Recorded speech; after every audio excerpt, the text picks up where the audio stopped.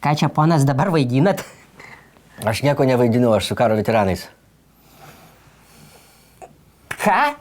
Kokiais jūs veteranais? Jūs gyvenime niekur nekariavot, nebent tik savo padėsdė. A veteranų dabar jau kaip ir nebėra, nebent tik vienas kitas ten, kur 100-metis, koks nors iš 16 divizijos. Nevaidinkit. Žinokit, Mauserį, aš esu susikūręs savo legendą. Jau prieš 5 metus Pilies gatvės antikvariate aš nusipirkau šitos rūbelius.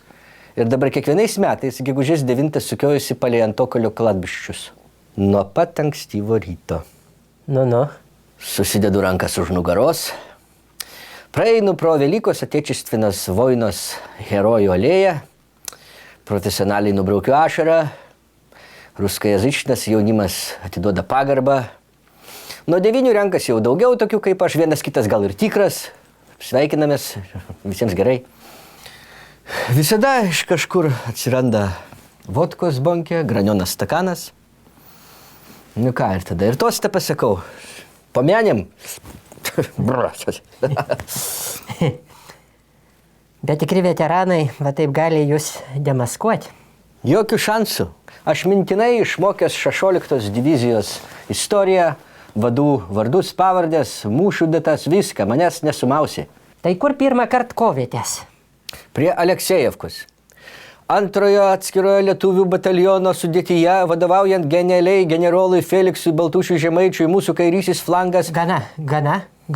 Žinokit, tikiu, norite aš jums pagarbą atiduosiu. Rimtai? Dėkoju.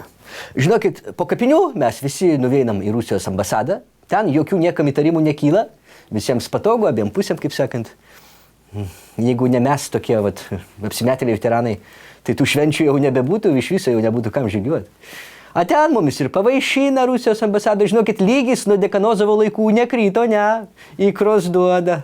Ну ты ка, ветеран Сурский, с праздником? С праздником, дорогие однополчане!